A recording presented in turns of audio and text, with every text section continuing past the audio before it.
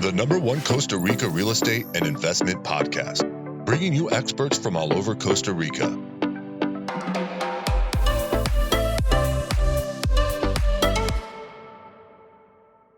Good morning, guys, and welcome to episode 196 of Costa Rica Real Estate and Investments with me, your host, Richard Bexon. Today, we're going to be talking with Maria Marta Alfaro Chamberlain.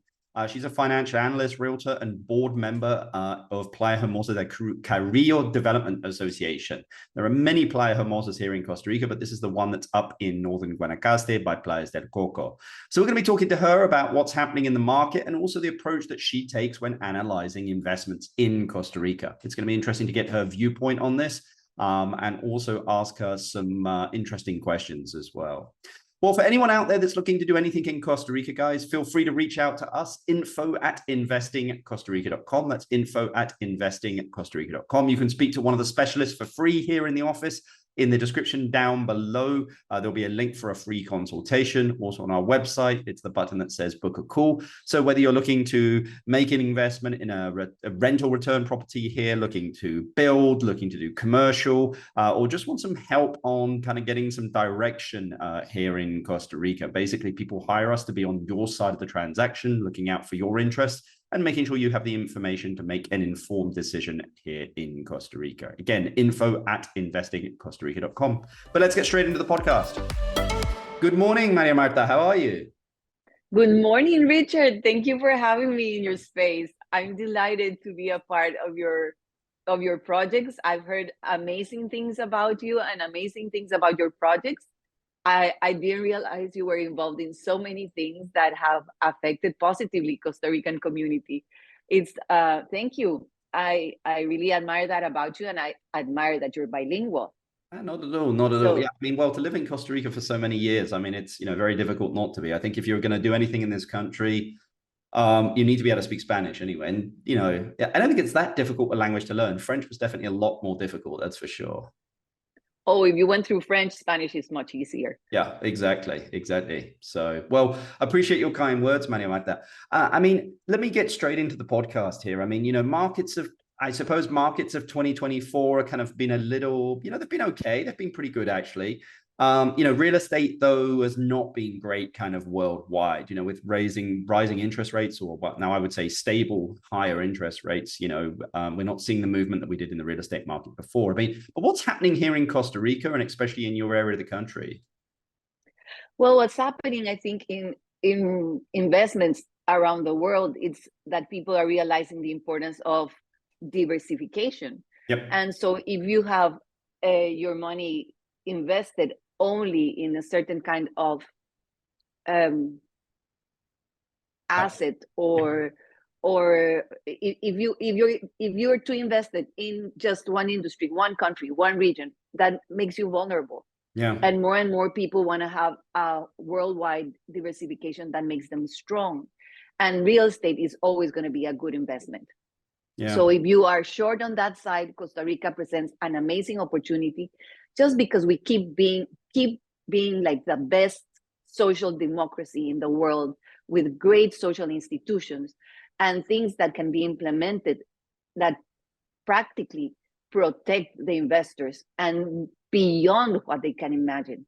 I think that Costa Rica is to international investors like what my Mac computer is to me. I know I underuse it because I'm not qualified to use it. Yep. But it does such marvelous things for me that if I only talk to the experts, I could be using more of my Mac computer than I do, for example. That's a great way to look at it. I've never heard that kind of expression, Maria Marta. But yeah, I mean, I agree. You speak to the experts in Costa Rica, and there's a lot more that you could be doing here. So, I mean, give us an idea of the work that you do, if you don't mind me asking. Well, I could tell you, like what in real estate does, that we have like the best properties, and that we're client oriented, and that we're service oriented, and that we'll get to know you and take you by the hand and pamper you and just make things simple for you. But what we do different in my venture, that I cannot yet tell you the name because we were starting this venture, is my associates and I, that are calling me right now, my associates and I we orchestrate. And we specialize in having connections with all the different experts in the different areas, because what was lacking in the market was somebody who was connected with everybody and everything. So what we do different is we consult in not only construction development, but we consult in community development. So that expertise makes us different, because when we get to know our clients' needs, yep, we know what kind of community they want to live in, and we know the social democratic tools that they have to be happy here. So taxes, for example, that's something that everybody is concerned about. So they are concerned about taxes, and they are only wanting to talk to lawyers to know, how do I do this with my taxes from the country I come from, and then being taxes in Costa Rica and this and that. And then they say, oh my God, Costa Rica has such a high sales tax. It's 13%, but they have no idea that they have a human rights treaty that protects them into being part of a community, and that by law, 2% of that sales tax goes directly into communities. Yeah. And if they organize, they can get advantages for that. And they can have their own corporations working for their own things, like, for example, transport, waste management, whatever they're interested in their communities. Wow. I mean, can you give us an idea of some projects that you've worked on, kind of work that you do? I mean, you'd mentioned there, kind of community. I saw, that you're involved in a few ONGs here, Maria Marta. I mean, give us an idea of some of that work. Well, for example, I have owned a property in Playa Hermosa since 2007. And I bought it knowing that I was going to come and live here when my children grew up. So I sold my property I used to live in Montaña del Sol in the Santana area. I sold my home there. I used to have a farm in Barba de Heredia. I sold that as well, because I knew I wanted to live this stage in my life here. But I also came with the idea, if you come to a community, very much like your philosophy, Richard, is like, if you come to a community, you have to make it better, because you're working for your future. So I said, I want to live in a place that's nice to live from now on into my elder years. And so I started looking of what was different in Playa Hermosa, what was lacking. And unlike our neighbors from Playas del Coco and Playa Panama, Playa Hermosa did not have an association, and Playa Hermosa did not have an emergency committee. So I founded both of them. I led the foundation of both of them in Playa Hermosa, and now Playa Hermosa has even had the recognition of the United Nations, of UNESCO, for being a tsunami-ready community. So when you understand these social instruments that are in Costa Rica, you can get a lot out of a community. So, for example, children from ages 12 and above can conform a specific association, and they can be concerned that they do not have a skate park. And they will receive funds from the government, from this law that allows them to receive funds, that is 2% of the sales tax. Yep. And they can have their own park, and they can manage it, and it can be sustainable because the park gives them an earning, because they charge the entry, or they're charged for the bathrooms or whatever, for the services. Not even I knew that 2% went back into social work, to be honest with you, Maria Marta, and that you could, again, that if you had a development group in the area, I mean, that's really nice to know. But I think it takes people like yourself that understand the inner workings of that stuff, of that stuff within the government here, in municipalities, of like how that works to get that work done. Because again, Costa Rica is not simple. It's beautiful, but there is, unfortunately, nothing is ever easy. But every so often you'll be surprised. So that's what makes my firm different. Yep. We are very much involved with the institutions and with all these community things that you can do in Costa Rica. And by just knowing your rights, it's like people are maybe too accustomed to just, okay, how can I deduct from my taxes this, that, and the other? So you look into foundations and opportunities and everything, and you start doing this. And once you have an association, you can link it to foundations. Like, for example, the Costa Rica USA Cruza Foundation. From Cruza Foundation, another foundation was born that's called Amigos of Costa Rica. So if you have your association can affiliate with Amigos of Costa Rica, and then the donations that come from expats from the United States or from anybody in the United States are eligible for tax deduction. So all these little nuggets of knowledge of how to handle foundations and social institutions and human rights and everything does make a difference in the investor that comes to Costa Rica, because you're going to say, oh, wow, but to benefit from all of this, you have to live in Costa Rica. But these, they are protected by law, even if they only own in Costa Rica.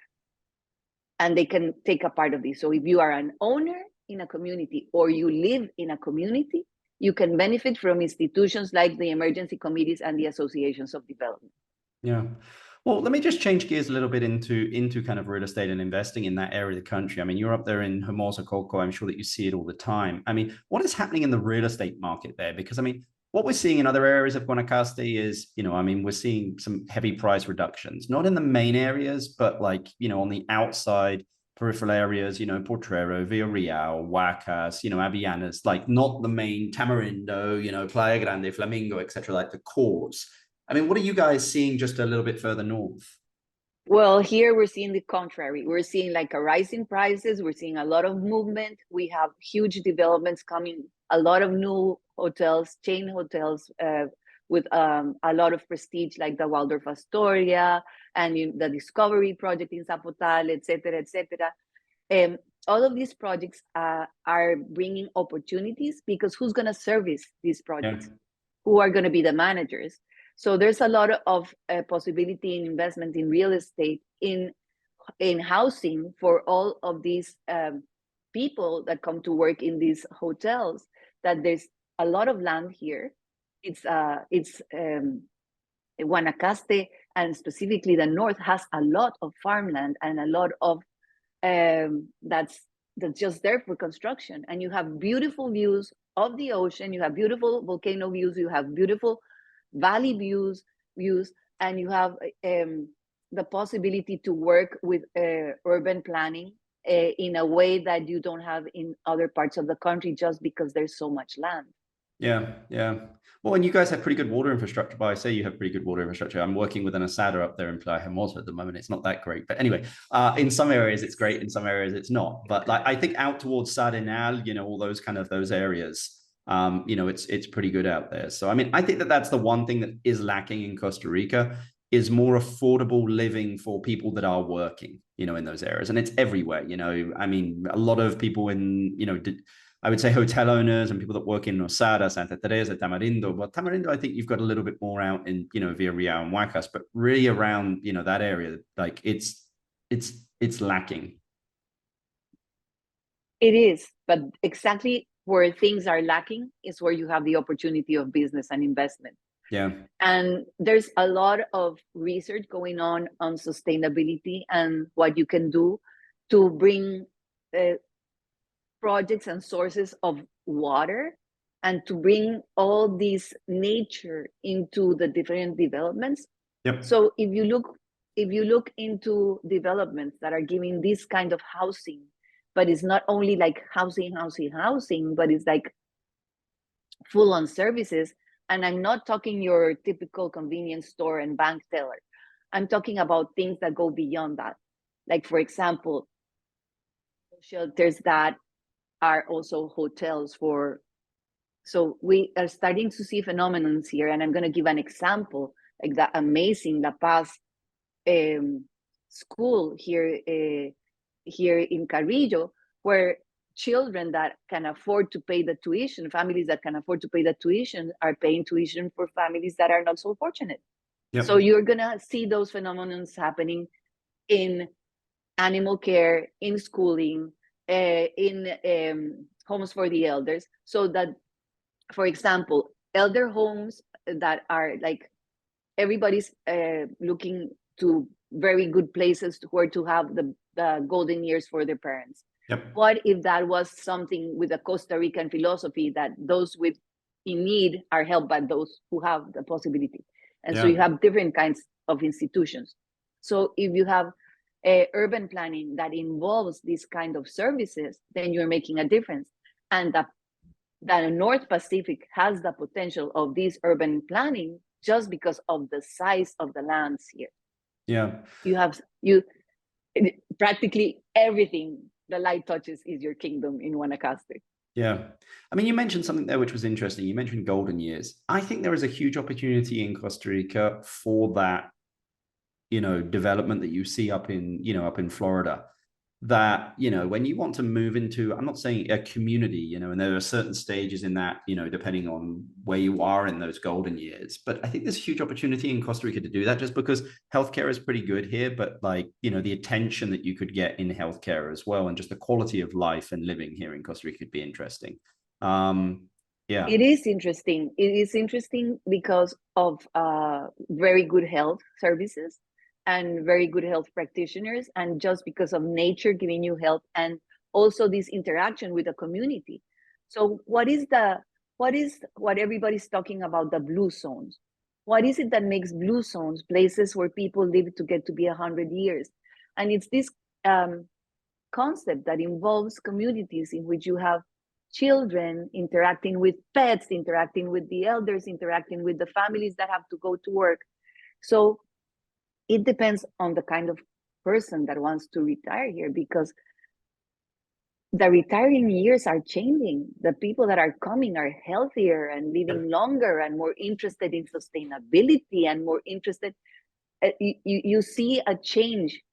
The people that are starting to come into Costa Rica are people that are interested in service, sustainability, community, ocean, forest, nature.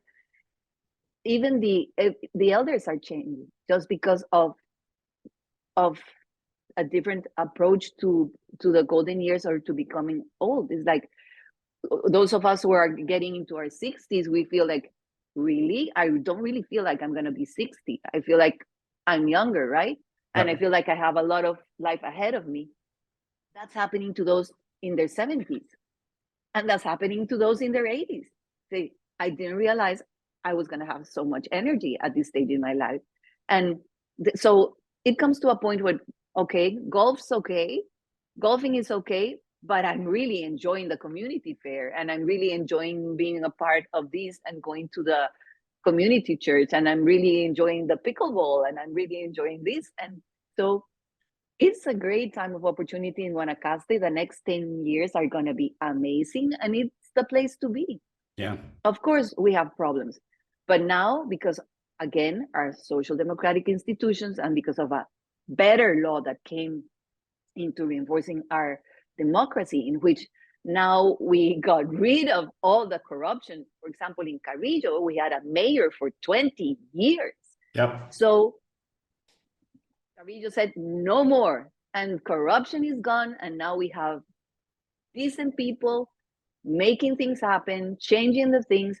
And once you see that's possible, then that it's like taking a trunk, taking the piece of wood that was not allowing the water to flow.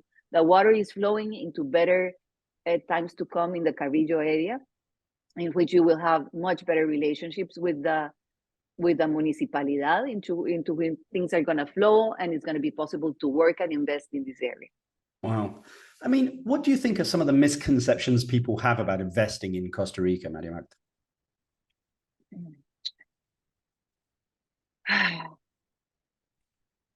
Beyond it's cheap.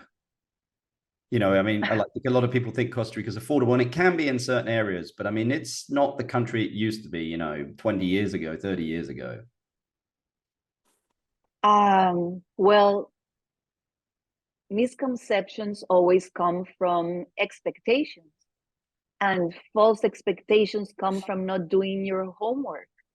And it doesn't make any sense anymore with all the artificial intelligence in hand and with all the information in hand. It's like you can do very specific homework on what interests you and make sure that you don't have the wrong idea when you're coming to invest here. So it depends on what kind of investor you are. Yeah. If you are an investor and if your approach is a wholesome one, or you're just only interested in the money rotation. And so, of course, there are areas in which that works, but there are also areas in which you can say, well, I'm going to enjoy this and use it and live the life, because we do have the life here. We do have the life here just because of nature and services and the wholesomeness of Costa Rica. And then when I'm ready to let this go, it's going to sell so quickly. And so it depends on what spectrum you are. Are you just a numbers investor? But we are in the eyes of the world, and we're not only in the eyes of the world of North America and Europe like we used to be, but now we are in the eyes of the world, because we are in the eyes of the world of mainland China and Arab Emirates. So of course we are in the eyes of the world. We're still this beautiful jewel despite everything that's going on, but a lot can be done if you are interested in Costa Rica and you are hands-on. Yeah, I mean, I think it's difficult to make a quick buck in Costa Rica, if that makes sense. It's not like the US where you can just go in and kind of buy something and then kind of, do syndication style deals, etc. Here is... I completely agree with you. Costa Rica is not a fast buck place. No. We're not a fast crop country, but here is where the best hardwood trees are going to grow if you're investing. I agree. I mean, I think it has to be a long-term investment, but you have to, as you mentioned from the beginning, you have to be part of that community, because this country is built on relationships. Like, you can come here with as much money as you want, but if you don't have a great team and a good network here, you're not getting it done. Like, I mean, take, I can't even remember his name now. Steve from, the Cacique project. I mean, that took a long time to get moving, the previous owner of AOL. And I mean, that guy's a billionaire. And like, sometimes it's just not that easy in Costa Rica. And unfortunately, like, things take time, and you need to be willing to take a 20-year vision on big developments. See, but what things had to do with Costa Rica, and what things were the 2008 blow to the world markets, and what was COVID? So certain things absolutely have to do, and what was corruption. So COVID happened to all of us. Corruption happens to all of us, but we have a lot of advantages here in Costa Rica. We had a lot of advantages 2008. We had a lot of advantages COVID-wise, and we have a lot of advantages corruption-wise. So what I'm thinking is, my father used to say, Costa Rica is like a funnel. It has a very wide opening and a very narrow escape. Or in terms that some people will get better, this is some kind of a sweet Hotel California, right? It's like you check in and it's hard to check out, or you can't check out. But it's like Costa Rica is going to own your heart. Yeah. If you come here just with your mind, eventually it will get to your heart, and some things will be frustrating, but it will depend on you and the homework you do for it not to be frustrating, because all of the tools are there. All of the good main things that you need to make it what you want it to be. For me, this is the place of opportunities right now. Guanacaste is the land of opportunity right now, but you have to do your homework, and you have to be hands-on, and you have to put your heart and your spirit and your head on it. If you're just, I'm gonna drop some money there, I have millions of dollars and I can give some millions of them, you're gonna go down the drain. Yeah. But if you come here with $100,000, but you bring your heart, then you're gonna see them grow. Yeah. What products do you think are missing in Guanacaste? Like, what type of services, businesses, products? People are constantly looking to move or potentially invest. Parking lots. Yeah. We need parking lots. We desperately need parking lots. Absolutely. So forever, when I was a little girl, if you would go to the coast, people built in an intelligent way. Below the house, you would have las lanchas, the boats, and the cars. Yep. And all the housing was on the second floor. Yep. So what are we lacking here? No parking lots. Whoever brings in parking lot is going to make the bucks here because no parking lot. Yeah, but you're talking about in main areas though, right? I mean, I can even say it in the point of La Sabana. You see all this development in Hermosa with these towers and stuff, but like, and everyone's parking out in the streets. I mean, if they were just to do a multi-story car park there or something, like it would do really well. Parking lots, definitely. Yeah. Wow. Never even really thought about that. But okay, Maria Marta, I've kept you long enough, but my last question for you, which I love to ask everyone. If you inherited $500,000 and you had to invest it into a business or real estate in Costa Rica, where would you invest it and what would you invest it in and why?